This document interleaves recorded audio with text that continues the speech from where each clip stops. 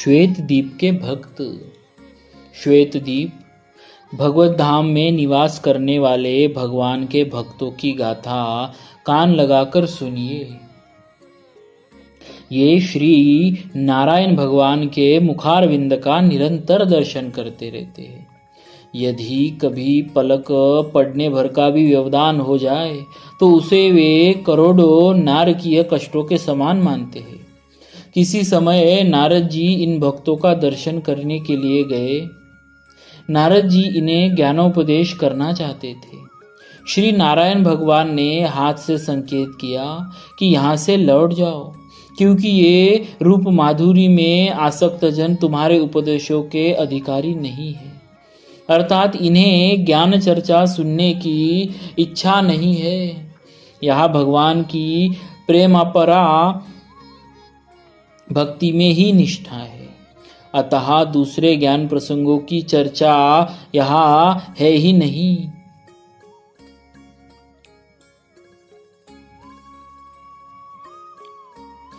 भक्तमाल के टीकाकार श्री प्रियादास जी श्वेत दीप में निवास करने वाले भक्त जनों की उपासना के संबंध में 3 कवित्वों में इस प्रकार कहते हैं।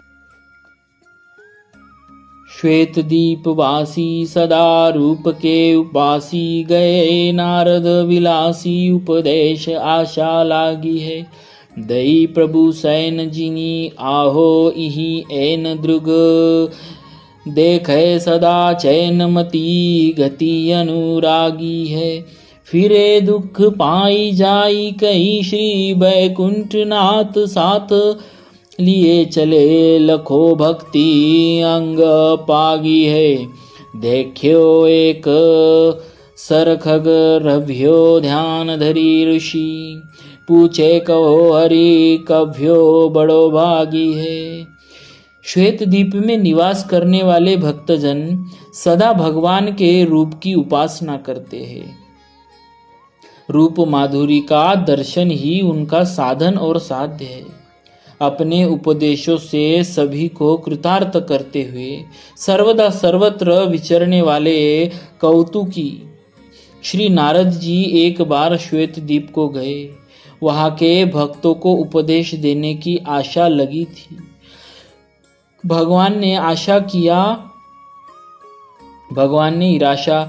इशारा किया कि उपदेश देने की इच्छा से यहाँ मत आओ। यहाँ के भक्त लोग सदा परमानंददायक रूप का दर्शन करते रहते हैं। उनकी बुद्धि मेरे रूप में अत्यंत आसक्त है। मन ही मन दुखी होकर नारद जी लौट आए और वैकुंठ धाम में जाकर वैकुंठनाथ जी से सब बात कही। तब भगवान ने कहा, हम तुम्हें साथ लेकर चले और देखें कि किस प्रकार उन भक्तों के रोम रोम में भक्ति रम रही है। दोनों श्वेत दीप पहुंचे तो वहां देखा कि एक सरोवर के तट पर एक पक्षी ध्यान लगाए बैठा है। नारद जी ने पूछा, भगवान यह पक्षी इस प्रकार कैसे बैठा है? भगवान ने कहा, यह बड़ा ही भाग्यशाली है, क्योंकि भक्ति में पूर्ण रूप से लीन है। इस भक्त पक्षी को इस प्रकार ध्यान करते हुए 1000 वर्ष बीत गए, परंतु अभी इसके मन की अभिलाषा पूर्ण नहीं हुई है। पानी में रहते हुए भी यह प्यासा रहता है, परंतु पानी नहीं पीता है। इसकी ऐसी निष्ठा है कि इसे प्रसाद मिले तभी जीभ से उसका स्वाद लेता है। बिना प्रसाद के कुछ भी ग्रहण नहीं करता। इस प्रकार इसकी बुद्धि प्रसाद रस में मग्न हो गई है। मेरी इस बात को मान लीजिए।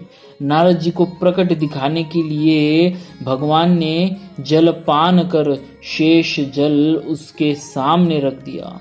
तुरंत उसने चोच भरकर पी लिया।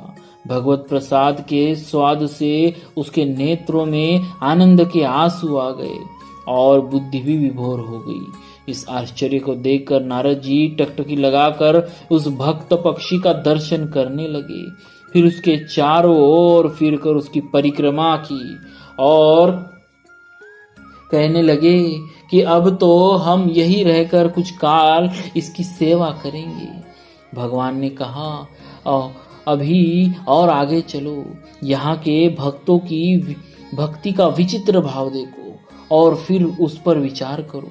श्री वैकुंठनाथ और श्री नारद जी श्वेत द्वीप में और आगे गए। वहां एक मंदिर में भगवान के नाम और लीलाओं का गान हो रहा था। मंदिर में आरती हुई। थोड़ी देर बाद एक भक्त दौड़ कर आए। जब उन्हें यह मालूम हुआ कि आरती हो गई, मंदिर बंद हो गया, हम दर्शनों से वंचित रह गए, इस पश्चाताप से उसके प्राण खींच गए। वह निर्जीव होकर गिर पड़ा। पीछे से उसकी स्त्री भी आई और इसने भी वही पूछा कि क्या आरती हो गई। तो उन लोगों ने फिर भी वही बात कही जो उसके पति से कही थी कि हाँ आरती हो गई। तुम्हारा पति भी आरती का दर्शन नहीं कर सका। देखती नहीं हो वह निर्जीव होकर पृथ्वी पर गिर पड़ा है। फिर तो आरती अदर्शन जन्य दुख ने इसके भी प्राणों को हर लिया। इसका भी शरीर निश्चेष्ट होकर पृथ्वी पर गिर पड़ा। इसी प्रकार उसके पुत्र आदि भी आए। दर्शनों के वियोग में वे भी सभी निष्प्राण हो गए। रूप माधुरी देखे बिना उनके मन को मरण ही अच्छा लगा, जीवन प्रिय नहीं लगा। उनका दर्शनों का यह प्रेम नारद जी को अति प्रिय लगा। वे सभी भगवत प्रेम में सच्चे दिखलाई पड़े। भगवान ने नारद जी को सच्चे प्रेम का दर्शन कराया। कुछ समय बाद जब पुनः आरती होने लगी, तब सभी भगवत कृपा से जीवित होकर दर्शन आनंद में विभोर हो गए। व्यास आदि ऋषियों ने इन चरित्रों का गान किया है, इसका चिंतन कीजिए।